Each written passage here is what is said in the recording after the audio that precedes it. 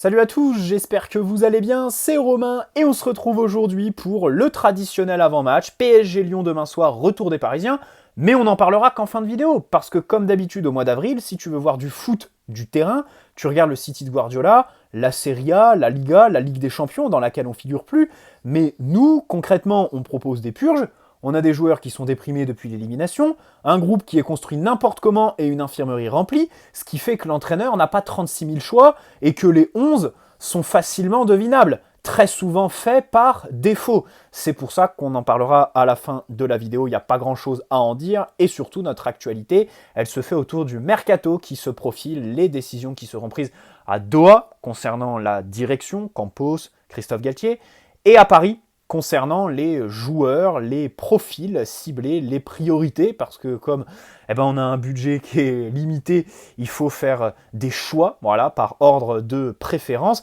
Bref, on va parler de tout ça dans cette vidéo. Commençons par Galtier, qui s'est présenté en conférence de presse hier, qui nous a dit qu'il se sentait légitime à entraîner le PSG, qu'il préparait la saison prochaine avec Luis Campos. Comme d'habitude, c'est quelque chose qui me paraît un petit peu dénué de sens, d'avoir quand même un entraîneur qui te dit ça, sachant que, selon toute logique, Doha, ils vont se réveiller en juin, ils vont le dégager. Enfin, je vois pas comment il reste sur le banc du PSG la saison prochaine. L'année dernière, on voulait tous le départ de Pochettino, pas de problème. Mais je rappelle que jusqu'à la mi-juin, il y avait quelques informations qui disaient qu'au club, la possibilité de le garder une année de plus n'était pas à écarter parce qu'il y avait des lourdes indemnités de licenciement, un marché des entraîneurs qui était assez restreint avec globalement que Zidane en négociation avec nous. Là, la situation, elle est différente. Galtier, c'est pas un choix de Doha, hein. Pochettino, il a passé tous ses entretiens là-bas. Galtier, il a été fait pour Campos. Ils n'ont pas eu leur mot à dire. Et encore une fois, les gars, l'émir était au Parc des Princes sur le match aller contre le Bayern. C'est pas possible qu'il soit sorti du stade ce soir-là en se disant « je vais continuer avec Galtier ». Parce que les Qataris, on sait très bien quel foot ils aiment. C'est le foot de Pep Guardiola, qu'on a encore vu contre Liverpool cet après-midi. C'est le pressing, les équipes tout-terrain qui mettent de l'intensité. C'est pas le 4-4-2 régulier avec deux lignes resserrées que Galtier a mis contre le Bayern en fait. Tourelle, c'était un choix de Doha. Ça va dans cette philosophie. Galtier, c'est pas du tout ça. Et franchement, je vois pas comment il peut rester la saison prochaine. Bon, bah écoutez, il travaille avec Campos. Je pense que ça va être un travail qui, du coup, ne fructifiera pas. Hein. Campos qui, lui, de son côté, alors selon le journal L'Équipe, prépare la phase 2 de son projet. Alors, qu'est-ce que ça va être, hein, sachant que la première phase consistait à affaiblir l'effectif, parce que pardonnez-moi, je préfère me présenter face au Bayern avec Paredes, Draxler, Icardi, plutôt que Carlos Soler, Fabian Ruiz et Hugo Ekitike. Voilà, surtout qu'en matière de salaire, t'as pas forcément fait de baisse significative, et les indemnités transferts sont assez lunaires. Ekitike 35 millions, même si tu avais de la concurrence avec de la Première Ligue. Soler 18, voire plus de 20 millions avec les bonus pour un an de contrat, hein, parce qu'on rappelle qu'il lui restait un an de contrat. Pareil, Fabian Ruiz, c'était un an de contrat, 25 patates à Naples. Vitinha, 40 millions, complètement surpayé. Bon bref, je ne sais pas trop en quoi consiste cette phase numéro 2, on va développer un petit peu plus tard, mais j'ai envie de lui faire confiance. C'est un petit peu par défaut. Pourquoi ? Parce que cet été, je l'ai déjà dit, je m'attends franchement à pas grand-chose sur le mercato. L'idée, c'est là, il va pas falloir se griller. Cet été, quitte à faire un ou deux joueurs maximum, je préfère ça, plutôt qu'on refasse un mercato à 5-6 joueurs qui finiront au loft. Et surtout, 5-6 joueurs avec des contrats jusqu'en 2027, comme on a fait avec Soler, Ruiz et Mukiele, tout le bordel. Là, cet été, on n'a pas un rond, même si Messi part, ça ne va pas régler tous nos problèmes, parce que le départ de Messi, il va nous faire perdre de l'argent, voilà, c'est évident. Face au fair play financier, il nous aidera. Parce que sur la masse salariale, tu pourras signer des joueurs avec des plus gros salaires, mais en matière de sponsoring, tu y perds. Tu ne recruteras pas un équivalent à Lionel Messi. Voilà. Et derrière, tu as le contrat de Mbappé à côté, tous les prêtés qui vont revenir, hein, il n'y en a pas un qui va finir dans son club, Même Icardi à Galatasaray, vous pouvez tout me dire. Moi, j'y crois pas du tout. Ils ont mis plus de 20 millions sur Zaniolo, qui s'est fait les croiser 2 fois en 2 ans. Je sais pas où est-ce qu'ils vont trouver la quinzaine de millions d'euros qu'on demanderait pour Icardi. Et surtout, comment il passerait de verser 15% de son salaire, comme ils le font actuellement, à le prendre en charge à 100%. Et ce, même si il baisse son salaire. Enfin, il est à 10 millions Icardi aujourd'hui. S'il baisse, ce sera 7, 8 grand maximum. Et il va pas non plus diviser par 2 pour être à Istanbul. Hein. On va pas me faire croire ça. Voilà. Donc cet été, j'ai pas vraiment confiance en ce mercato. Voilà pourquoi changer de directeur sportif pour moi, ça aurait pas trop de sens. Par contre, l'année prochaine, 2024, tous les lofters, fin de contrat, Paredes, Icardi, tout le bordel, ça dégage. Le CVC, on va avoir 124 millions, alors que cette année, on n'en a que 50. Voilà. Donc, normalement, et surtout aussi, comme je l'ai dit, dans le calcul du fair play financier, les années Covid, où on avait des pertes monstrueuses, elles vont commencer à dégager. Donc, c'est-à-dire qu'on aura plus de marge à partir du 1er juillet 2024 pour recruter. C'est pour ça que cet été, il faut absolument faire un mercato très très mesuré, ne pas perdre les pédales, se prendre les pieds dans le tapis et recruter n'importe qui, n'importe comment. Personnellement, en fait, pour faire court, si on peut faire juste un milieu de classe mondiale, juste un recrutement au milieu à 70 millions, terminé, fini, voilà. Ça m'irait en fait. Ça m'irait. Ou alors juste un attaquant, bref, juste un joueur gros prix qui te change la face de ton équipe directe, plutôt que de reprendre des risques, faire un truc long terme, alors que tu as prolongé Mbappé sur 2 ans plus une en option. Bref, les gars, c'est un casse-tête. C'est un casse-tête. Et pour revenir sur Galtier, dans le vestiaire aussi, j'ai parlé de Doha, mais les gars, les joueurs, Mbappé, il a désavoué Galtier publiquement dès le mois d'octobre en Mondiovision sur sa story Instagram. Je sais pas si on se rend compte. Avec le pivot gang, qui est d'ailleurs, pour moi, un des plus gros tournants de la saison. Kimpembe, pareil, il l'a désavoué en story. Neymar, Galtier, quand à la mi-août, il disait sur Neymar, un mercato, tout peut se passer jusqu'à la fin, toutes les options sont possibles. Ou alors quand il a dit, au mois de février, quand il s'est blessé, oui, on est plus équilibré sans Neymar. Bon, pardonnez-moi, je crois pas que Neymar porte Galtier dans son cœur. Mais si c'est pareil, il y a eu l'histoire de l'entraînement il y a 15 jours. Bon, je suis pas certain que voilà, il ait vraiment beaucoup de monde dans sa poche. Les jeunes, les gars, mais les jeunes, mais Zahir Emery, mais Bichabou, il en pense quoi de Galtier?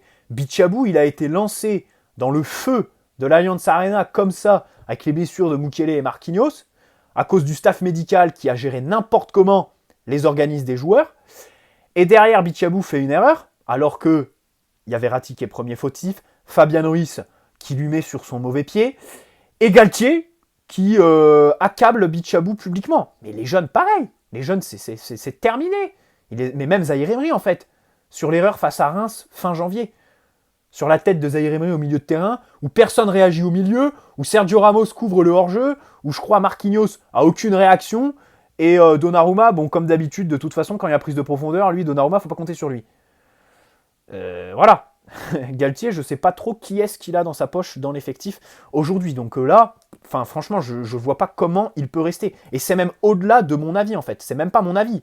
C'est objectif. Qui, au club, apprécie travailler avec Christophe Galtier, plus tous les échos qu'on a, les séances qui sont pas assez intensives, ça, t'as qu'à regarder la deuxième mi-temps qu'on fait à l'Allianz Arena, qui est indigne d'un club qui vise à passer les poules de Ligue des Champions, tout simplement. Bref, alors Campos, priorité aux Osimhen, selon RMC Sport. Campos y croit, parce que lui, il aimerait inclure des retours de prêt. Ben oui, Paredes, Icardi, ils vont revenir, et ils ont des salaires de porc. Paredes n'a pas convaincu à la Juventus. Icardi, il y a peut-être moyen de le refourguer. Et encore, son salaire, je rappelle qu'il est gigantesque. Et leur fin de contrat, c'est dans 1 an. Donc cet été, tu peux pas les prêter. Enfin, tu vas pas prêter un joueur à 1 an de la fin de son contrat. Tu le vends, c'est simple. Voilà. Ou alors tu résilies le contrat pour t'en libérer sur ta masse salariale. Mais le Napoli, qu'est-ce qu'ils auraient à faire avec nos boulets, déjà? Et puis ensuite, évidemment, Osimhen, sur le profil, pas de problème. Pour moi, il est absolument parfait. Et je trouve que ça manque beaucoup de respect à Osimhen dans les avis que je vois un petit peu sur les réseaux sociaux. Moi, je vais vous donner un avis assez cru, qui est peut-être à contre-courant, mais personnellement, je préfère signer, sans toute considération de prix, juste en prenant le profil, je préfère Osimhen à Kolo Muani. Je préfère Osimhen avec la saison qu'il fait au Napoli, en Ligue des Champions, en Serie A, à Kolo Muani à Francfort. C'est mon avis. Voilà, je le développerai peut-être dans une autre vidéo. Je dis pas que je veux pas de Kolo Muani au PSG. Je dis que je préfère le profil d'Osimhen. Parce que, bien sûr, il fructifie nos latéraux, Hakimi, Nuno, par son jeu de tête qui est absolument incroyable. Techniquement, je trouve qu'il est quand même très bon. Contre-presseur aussi, prise de profondeur, la connexion avec Mbappé. Bref, alors la connexion avec Mbappé, Kolo Muani, il l'a aussi bien évidemment. Hein. Mais bon, moi je suis plus team Osimhen que Kolo Muani. Maintenant, c'est vrai qu'en termes de prix, ça va être assez délirant. Et au-delà du prix, en fait, c'est la concurrence. Chelsea, on sait que leur priorité, ça va être de vendre, mais ils vont réussir, les gars. Hein. Vous inquiétez pas, hein. Ils vont faire quelques petites ventes, terminé. Après, la priorité, ce sera un numéro 9 pour eux, c'est sûr et certain. T'as Manchester United aussi qui va se positionner. Tottenham, si Kane part, bah va falloir qu'il recrute. Je rappelle que Kane, il est en fin de contrat en 2024, que là, la prolongation, ça va être un vrai enjeu pour eux, et que surtout, il va être courtisé, en fait, par United. Il y a le Bayern aussi qui va vouloir probablement Osimhen, hein, parce que Choupo-Moting c'est gentil, mais c'est quand même assez loin des standards d'une équipe comme le Bayern. Et c'est surtout en fait le numéro 9, le poste où tu as un défaut en fait dans cet effectif du Bayern qui est construit à la perfection sur chaque poste, avec des joueurs de classe mondiale, un bon équilibre entre l'expérience, la jeunesse, l'insouciance, les profils, voilà, les remplaçants qui sont quasiment au niveau des titulaires, ce qui fait de la concurrence de zinzin, un banc de Barjo, bon bref, évidemment que le Bayern et City sont les deux effectifs les mieux construits, les plus complets d'Europe, et que cet affrontement qui se profile en quart de finale de Ligue des Champions est ultra excitant. Enfin, quand je pense au foot, en ce moment-là, je ne pense qu'à ça, en fait. Je pense qu'à ce quart de finale, Guardiola vs Tourelle, et ces deux équipes avec des joueurs dingues. Bref, le fait de mettre la priorité sur l'attaque par Luis Campos, ça, il y a beaucoup de gens qui l'ont critiqué. Évidemment, ça paraît délirant. On marche sur la tête, parce que le milieu de terrain est délabré depuis des années. Vous allez voir, hein, cet été, les gars, la Liverpool, vous avez vu, cet après-midi, ils se sont fait humilier face à Manchester City. Pas de problème. L'été dernier, ils étaient sur Tchouaméni, Liverpool. Là, les gars, ils sont sur tous les milieux de terrain qui se retrouvent sur le marché. Bellingham, ils font le forcing. Et cet été, là, ils sentent qu'ils sont en fin de cycle dans ce secteur, avec Fabinho et tout ça. Ils vont recruter 2 ou 3 milieux, Liverpool. Hein, de classe mondiale, terminé, on n'en parlera plus. Et encore une fois, on va se prendre une leçon de gestion. Voilà. À tous nos supporters là, qui veulent des milieux un peu moyens à 30, 40, 50 millions, voilà, même, hein, Manu connaît. Et ben regardez ce que va faire Liverpool cet été. C'est très facile à prédire. Hein. Ça va être de la classe mondiale. On n'en entendra plus parler.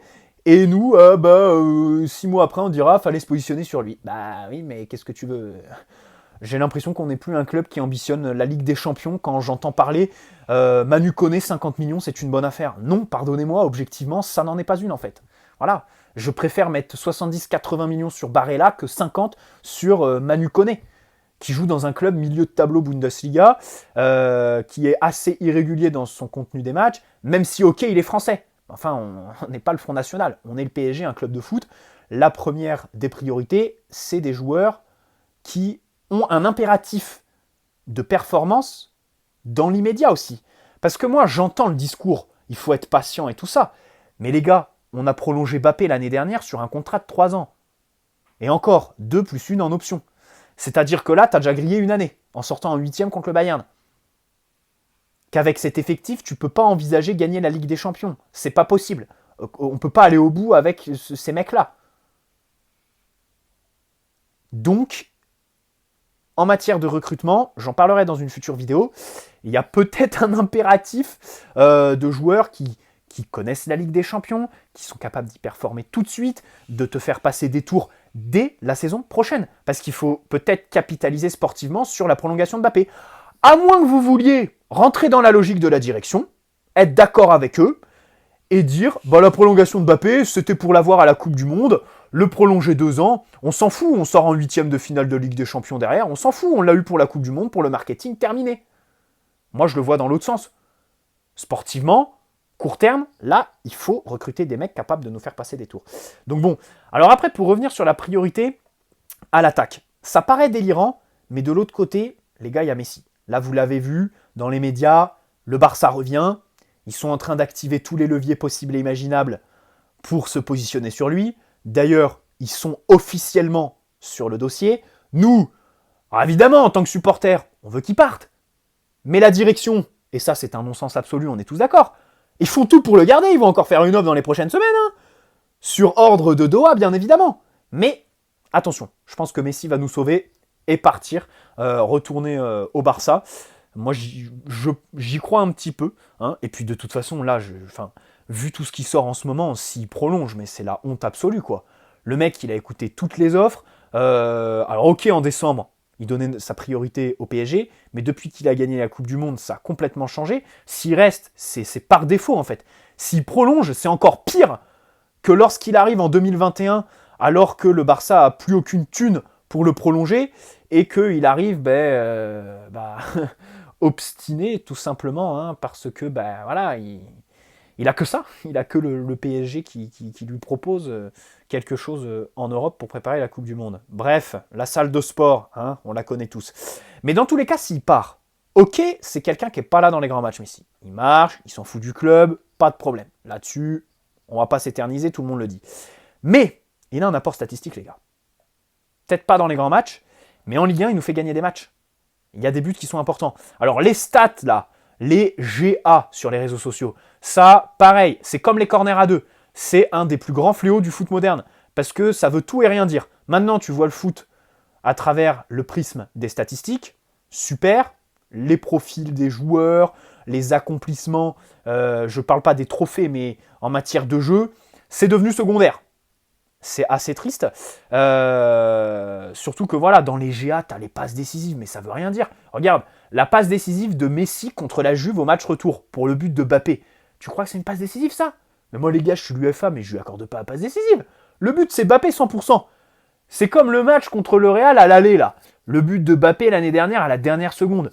Passe décisive de Neymar comptabilisée, alors qu'il fait une talonnade au milieu de terrain, que Mbappé part de la ligne de touche pour terminer dans la surface à marquer en passant entre 3 défenseurs, c'est pas une passe décisive.